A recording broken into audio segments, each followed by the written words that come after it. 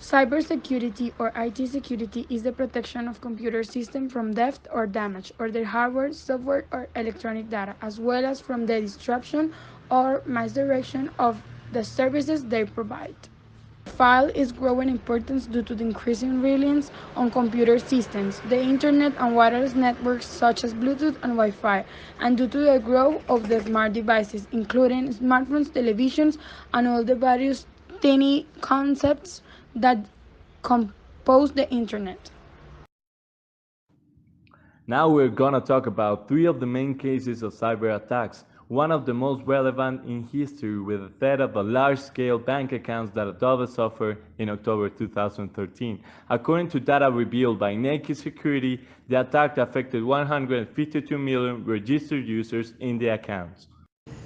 The next case is considered the biggest attack, of which the database of eBay, the online commerce page, was the victim. Forced last year 145 million people to change their password because the exact volume could not be calculated of the information that was stolen. And the last case is Sony PlayStation Network, who is storing information from the accounts of 77 million users of PlayStation services, which were stolen worldwide, and was a blow to Sony because it took a week to recognize the problem. Then they had to compensate the users and receive several penalties. Now we are going to talk about one of the biggest cases of cyber terrorism in all history.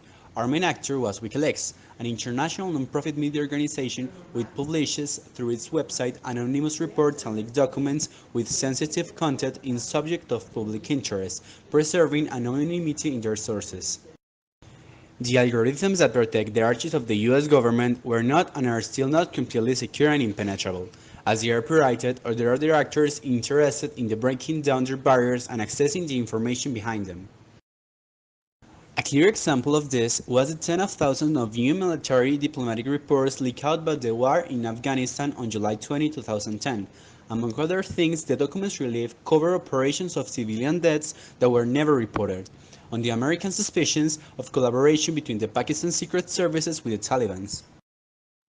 Due to a number of documents and their relevance, it has become the largest leak of official documents in American military history. The reports were leaked and facilitated by the organization WikiLeaks to the publications The New York Times of the USA, The Guardian from the United Kingdom, and Der Spiegel from Germany, before placing them on their own website wikileaks.org. Barack Obama claimed that the revelations about the mismanagement of the war in Afghanistan contained the leak of US military documents justify his decision to embark on a new strategy. After a meeting with the congressional leaders to discuss the financials of the war, he said he may be concerned that the information of battlefield could endanger individuals or operations. Obama opted to minimize the significance of the leaks and said, "These documents do not reveal any problems that have not yet informed to the public debate of Afghanistan." But he went on to say that the material highlighted the challenges that led him to announce a change in the strategy involved sending 30,000 additional troops to Afghanistan.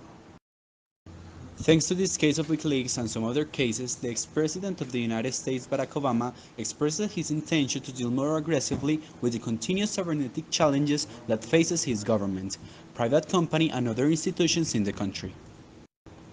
Obama began to seek the authority to carry out preemptive attacks against the targets that attempt to hack, attack, or infiltrate the nation's computer system to avoid the damage they caused. This not only raises problems of a constitutional and legal nature, there is a speculative factor, that is, if there is a real deterrence effect.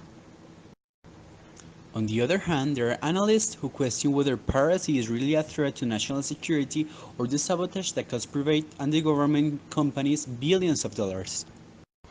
Reports of cyber espionage activity has intensified, particularly since the US-based security firm pointed to a secret division of the Chinese army as one of the most prolific cyber espionage groups in the world. The Beijing government has condemned the accusation, but the Pentagon and respected newspapers such as the New York Times and the Washington Post has also reported being the target of innumerable cyber attacks that they believe originated in China. In the case of the latter, it is believed that the infiltration occurred with the intention of knowing the journalistic sources and to dig material related to their reports on corruption within the Chinese government. Beyond stealing state and industrial secrets or snooping in archives of different institutions, the Department of Defense and Internal Security in the USA are increasingly concerned about the growing ability of the governmental and non-governmental agents to use the Internet to cause physical harm. The damage could range from opening dams to cause several floods or disable nuclear plants, through a possibility of a Pearl Harbor cybernetic, as warned from Secretary of State Donald Rumsfeld. President Obama is using the analogy of combating terrorism or against nuclear proliferation to justify the right to carry out cybernetic attacks.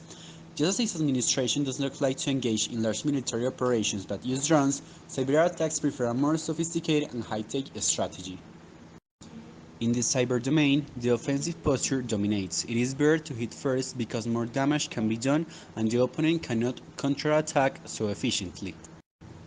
Another advantage of acting first is that the attack can be made without the target being very sure of who attacked it. In November 23, 2001, the Budapest Convention was drawn up by the Council of Europe and its observer states, Canada, Japan, United States, Philippines, and South Africa, known as the first binding international instrument that serves as a guideline for any country that seeks to develop national law against cybercrime.